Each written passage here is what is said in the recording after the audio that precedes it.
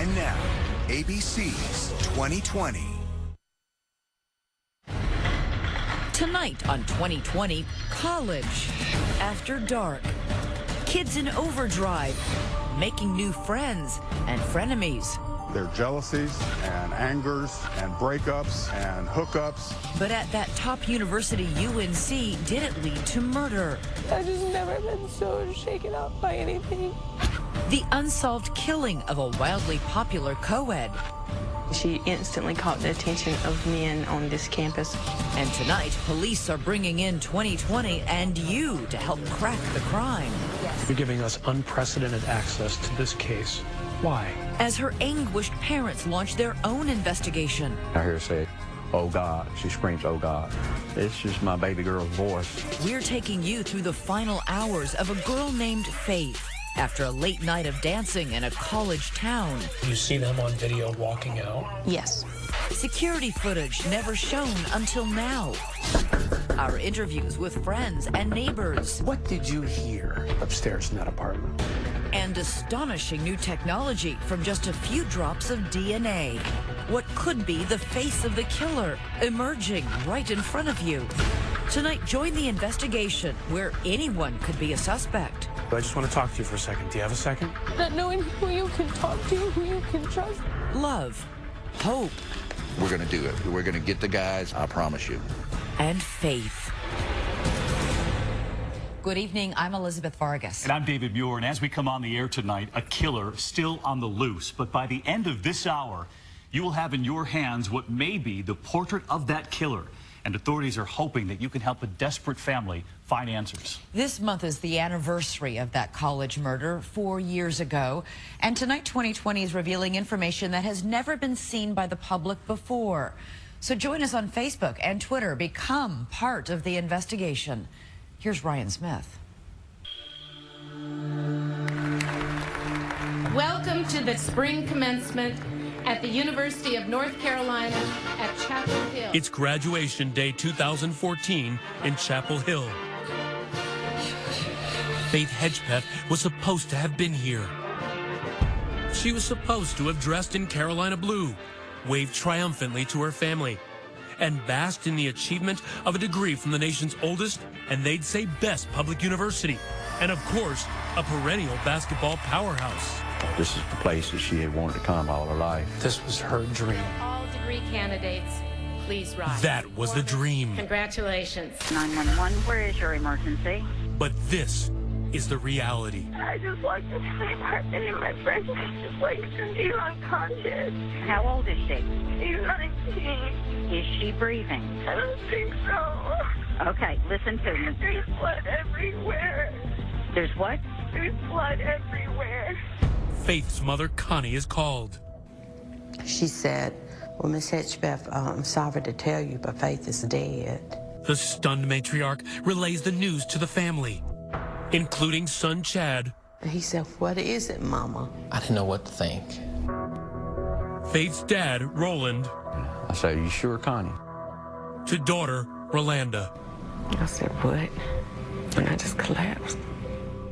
So sparse are the initial details, the family is left to wonder exactly how Faith died.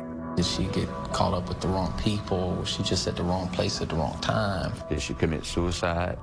Breaking news is first at 6. But it isn't long before WTVD, the ABC-owned station in Raleigh-Durham, starts reporting details about the case. Police are treating Hedgepeth's death as a murder and say they don't believe it was a random act. We want to know everything. We want to know why.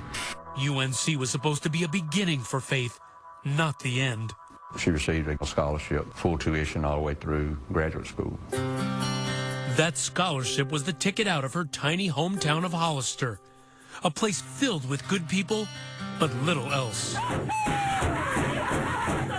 Faith, a Native American, grew up a member of the Hallowasaponi tribe, a Native people who've called this part of the country home since before there was a country. It's a place Faith promised to return to one day. It meant enough to her to want to come back and help her community after she achieved in life. Absolutely. That was home to her, and she wanted to make a difference. The transition was not always smooth. At times, the grades suffered. So adjusting to the class load was a bit difficult for her. So she did struggle academically, but she decided not to give up on Carolina and attaining a Carolina degree. What was never in doubt was Faith's ability to connect with others on campus.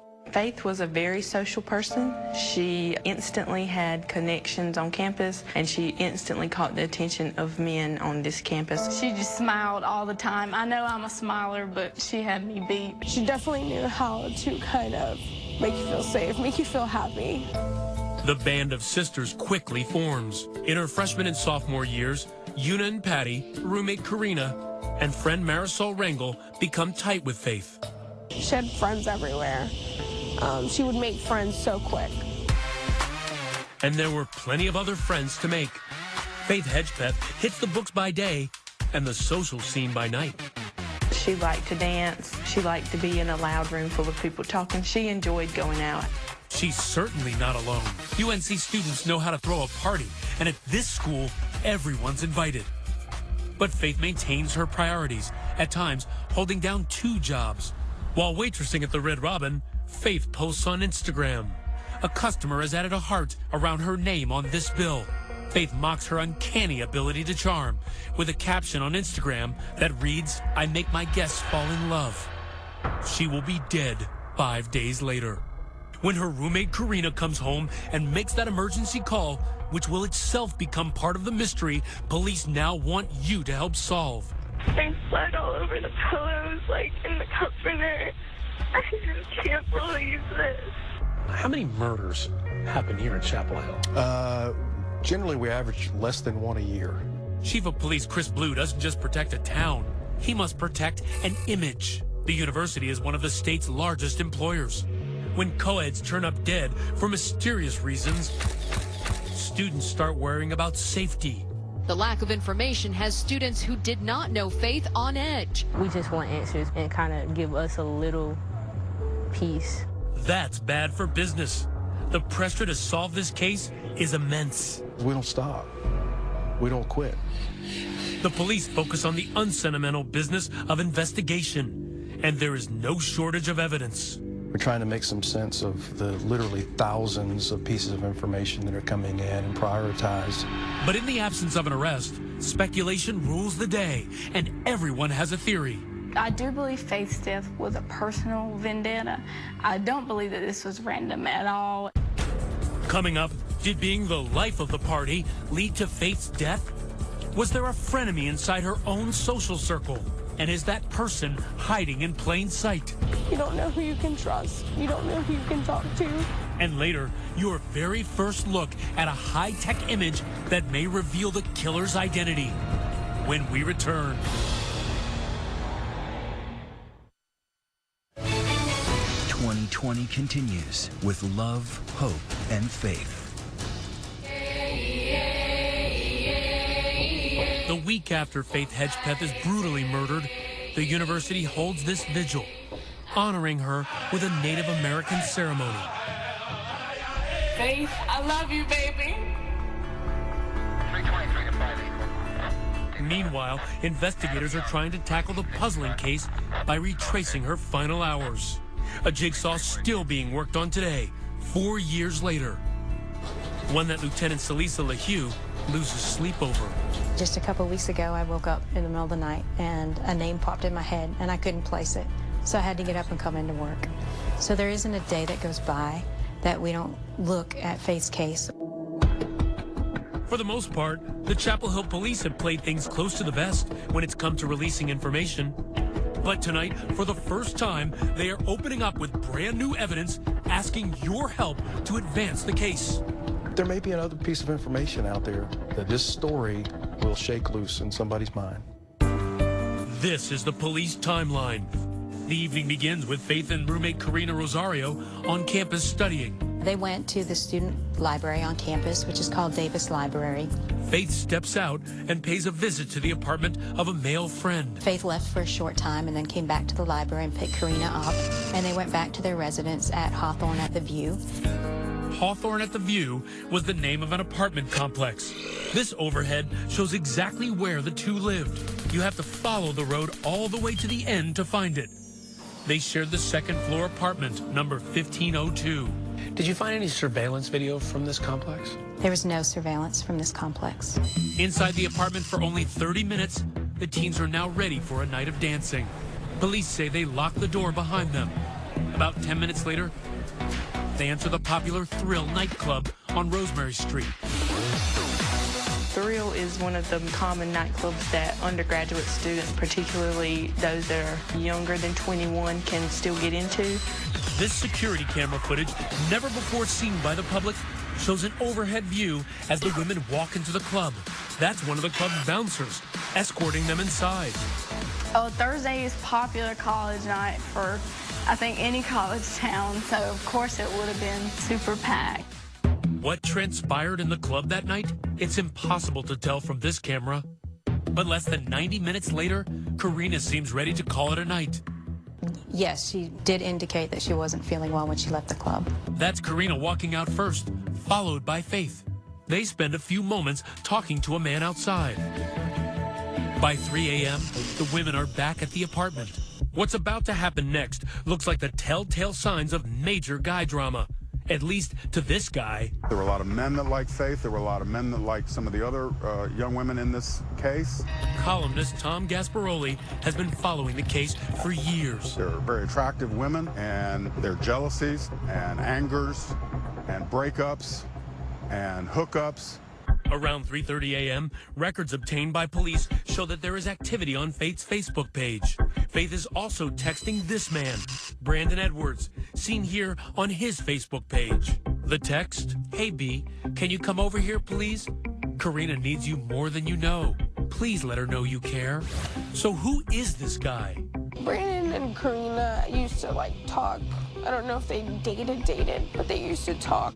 Others have likened Brandon as a big brother figure to the women. Police say Karina's phone records show she is calling Brandon Edwards multiple times around the same time Faith is texting him. But there is no response. So Karina reaches out to someone else, UNC soccer star Jordan McCrary. Every day, wake up, train, grind, and do it all again the next day. She texts Jordan, yes, to come and pick her up at Hawthorne at the View. Was Jordan her boyfriend? I would say he was somebody that she had a relationship with. Close to 4:30 a.m., Faith's roommate Karina leaves her apartment, gets in McCrary's car, and heads to his apartment. She says she left the front door unlocked. At that time, when she left the apartment, she knew Faith to be in bed, in the bedroom. When the sun rises over Chapel Hill, the party's over and school's starting. Karina needs a ride home to pick up a paper for class and then head to campus. When she can't reach Faith, she calls Marisol Rangel for a lift. So I picked up Karina and we came back to the apartment and we saw her car. So I'm like, oh, she probably overslept. It is nearly 11 a.m. The two climb the stairs and enter the apartment. They call out Faith's name, but get no response. All I remember is just calling her name, just because we knew she was there, like, Faith, Faith. That's when we went to the room. And we found her. So Faith was found deceased, partially nude. There was a lot of blood in the bedroom, and she had suffered what appeared to be severe head trauma. When police arrive, they see this near Faith's body. This photo, revealed for the first time, is allegedly the murder weapon, an empty bottle of rum. That murder weapon that you mentioned, that bottle, what condition was that in? It was a Bacardi bottle, and it was covered in blood smudges. It was a brutal death. Did it seem like there was forced entry going into the apartment? No, there was no sign of forced entry. Semen is also discovered on Faith's body.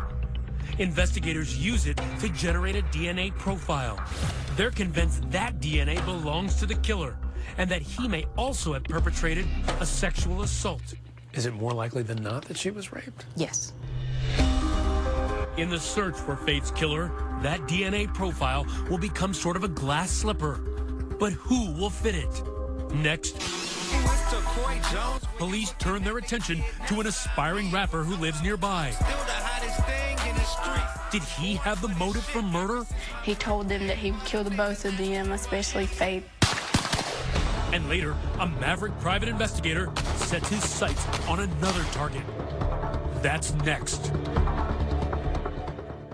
When a college student is killed, the problem isn't a shortage of suspects, it's the surplus. Faith knew hundreds of people. She was very personable, loved by many. So as time went on, it grew and grew. With a young, socially outgoing victim at the center of the case, the cell phone records and social media connections alone give police a vast supply of leads to run down. How many people have you pursued in this case, either for information or as a possible person of interest? Over 1,800. It just boggles the mind when I hear the number, but how hard is that investigation for you to narrow down? You know, it's difficult. Again, Faith was very outgoing. She had a lot of friends. Chapel Hill investigators were able to link multiple men to the murdered UNC student. Police say some of the men were reluctant to provide DNA, while some flat out refused. Think about this. In just the 90 minutes Faith spent at the Thrill that night, police learned that she mingled with a veritable rogues gallery. There was the crack dealer and gun runner who was also a police informant. An unstable student who police say once threatened to shoot his mother's boyfriend in the head. And the guy Faith walked out of the club with. Cops say when he was later interviewed, he made suspicious statements. All were later eliminated through a DNA process. But checking out each and every story is proving to be a time-consuming process. How do you rein all that in? You'll eliminate them fairly quickly, but you still have to find them and you still have to interview them. And that can be labor-intensive. So, 3 frustrating months after Faith Hedgepeth's murder, the Chapel Hill PD asks for help and gets it. The FBI comes on board and develops a profile of the killer. Former FBI profiler Brad Garrett, now an ABC News consultant, says a profile can perform a useful, and in this case vital, function of narrowing down the suspect pool. The FBI's Behavioral Analysis Unit tells the Chapel Hill police they believe the killer knew Hedgepeth. You look at all of these head injuries and think about how they were inflicted. You're talking about being as close as you and I, hitting you in the head with a bottle. Where you're looking at me, I'm looking at you. You can't get much more personal than that. The profile goes on to say the killer may have lived close to Faith at one time. That would suggest to me that your killer knows the building, knows the location, and didn't just wander upon this particular apartment building and randomly pick this door and walk through it and commit this horrendous act. The FBI believes the killer has made comments about Faith to close associates. In other words, have said something to somebody. Not as direct as, I killed her, but something about that sort of puts him in this case. And the profile says the killer may take an unusual interest in the case. They want to look at every news presentation. They want to read every article. They want to go online and talk about it. Chapel Hill police say the profile matched some of the traits of 𝐅𝐚𝐢𝐭𝐡. A local rapper trying to make it big.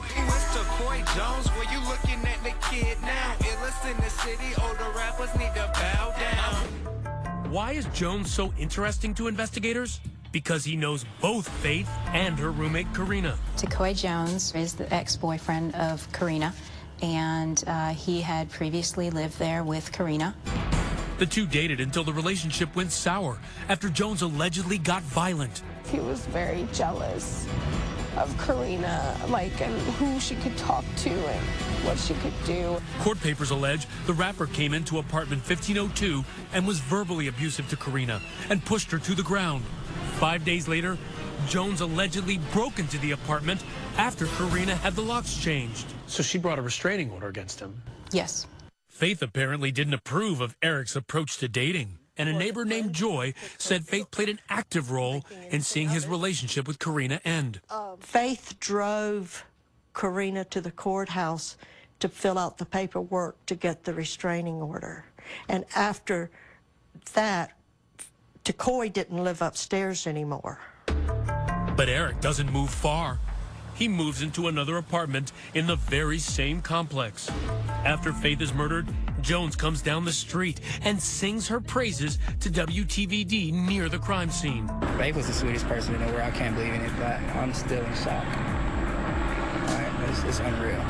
problem is, Faith's friend Patricia Locklear says Faith told her Jones struck a much different tone a few months earlier, even before the restraining order was requested.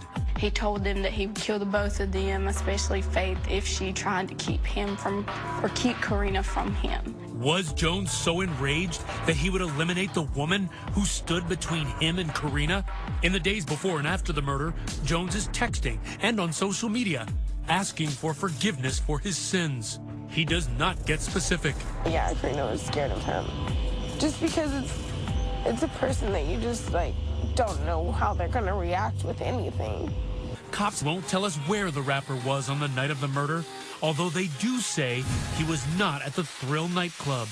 So 𝐅𝐚𝐢𝐭𝐡 Jones, if he wasn't involved in this case, it seems like there are a lot of coincidences surrounding him. At this point in time, there's not enough evidence to arrest 𝐇𝐨𝐯 Jones. 𝐅𝐚𝐢𝐭𝐡 Jones has at least one thing going for him in this case.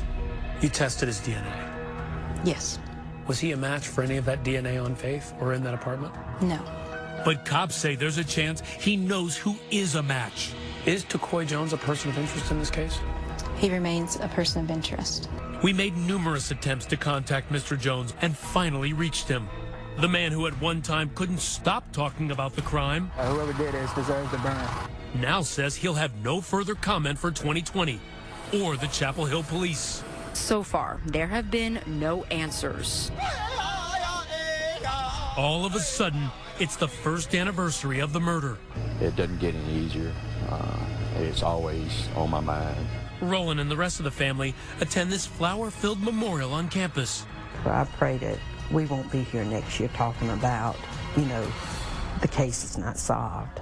But at this point, in 2013, the family members are the only ones talking. The police have clamped down on any public statements. I can't think of a murder like this of a college student, high profile, in a small town, a college town, where so little key information was talked about or released for so long. Frustrated by the sound of silence, columnist Tom Gasparoli decides to make a little noise of his own. Good to see you. I decided to start a blog and do whatever I could, as provocatively as I could, to get some information or to keep the story out there. Gasparoli attempts to fill in the blanks by focusing on Faith's male acquaintances. Some of the gentlemen around the situation, the guys, college students and otherwise, they didn't want to talk. But the drip of information is about to change. Next, police release a trove of disturbing new evidence, including a note cops say is written by the killer himself. Who leaves a note? Serial killers sometimes leave notes for the authorities. Who was this note for? And who was it written by? Could a butt dial phone call provide a valuable clue? It's just my baby girl's voice. Stay with us. We return to 2020 and love, hope, and faith. The case that nearly everyone assumed would culminate in a quick arrest is now moving at a glacial speed. Nearly 2 years later, and with at least 2 agencies investigating, there have been no arrests. With each passing day, frustration grows. I know that police officers probably have a lot of different cases, but it's like, when it's someone that close, it's like you want an answer. So 2 years after the murder, pressured by local media, including WTVD, the department releases hundreds of pages of details and evidence in the case, which gives the public its first real glimpse of the crime scene. What was some of the most important evidence that you collected from the bedroom? There was a biscuit bag that was from Time Out restaurant. Time Out is very popular in Chapel Hill, and it's immediately identifiable. Faith had gone out the night before, stopped at Time Out, and brought food back to the apartment. But now, that same bag contains 5 angry words. On the bag was some writing that said, "I'm not stupid, bitch, jealous." What did you make of that? Obviously, big evidentiary value. The note is found on the bed. It is written in pen. Police say both the note and the pen have the killer's DNA on it. So police believe he wrote it. But here's a puzzle. While the room is covered in blood, the note is not. My biggest concern about the note was that there was no visible blood on the bag or anything.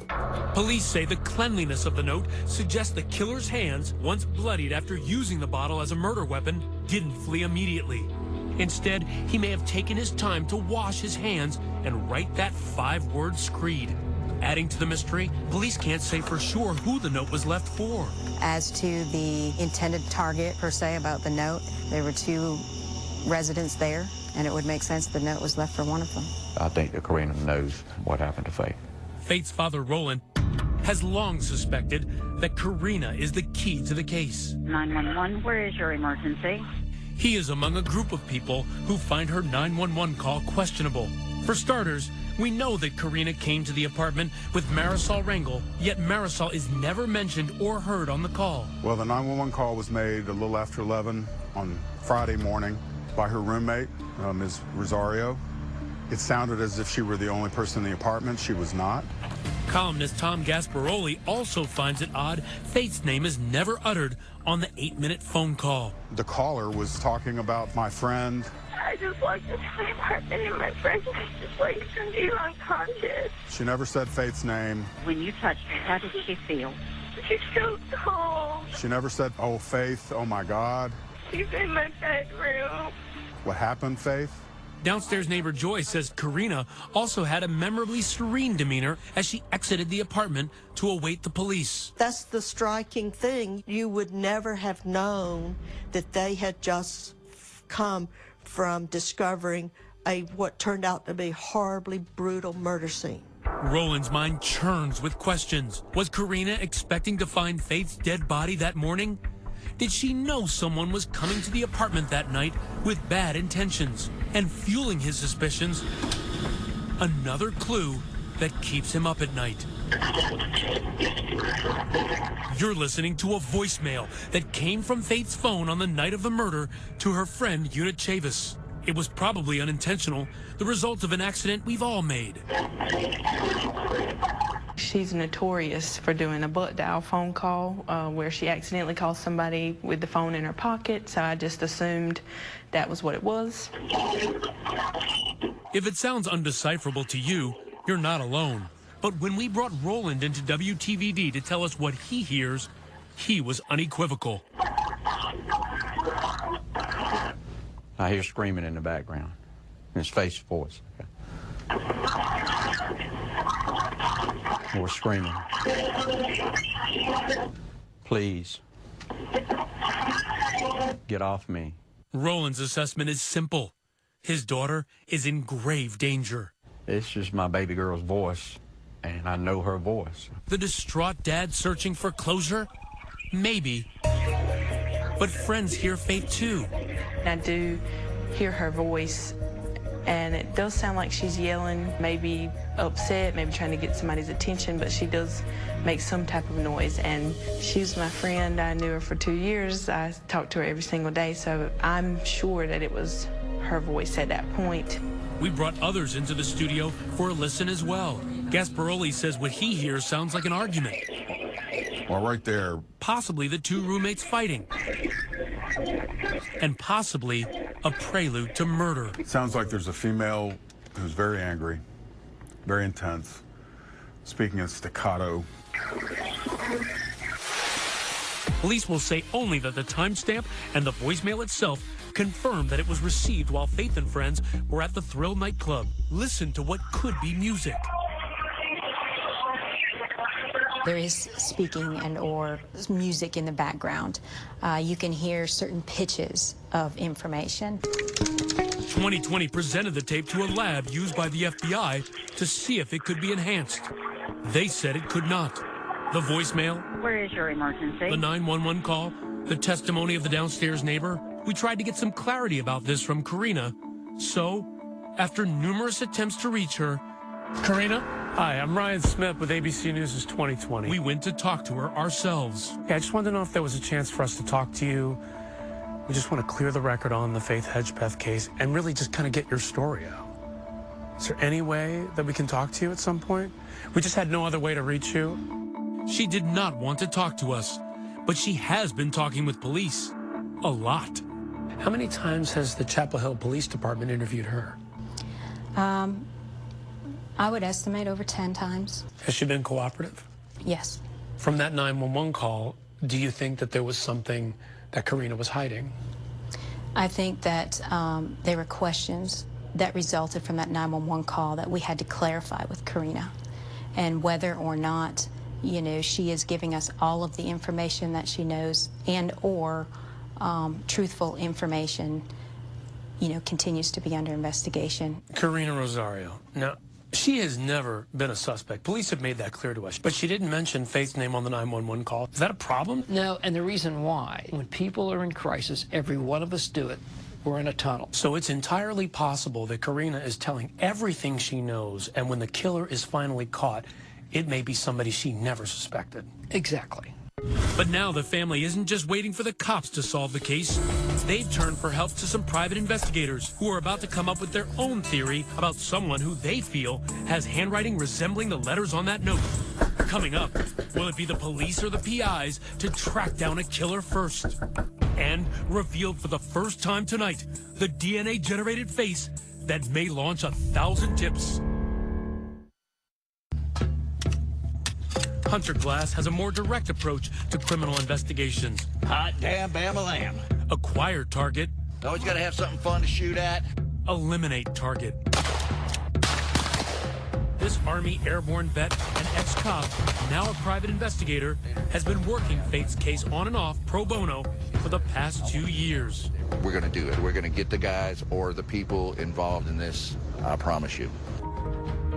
From the beginning, Hunter has theorized that the murders stemmed from an argument between Faith and Karina, possibly over dating or relationships.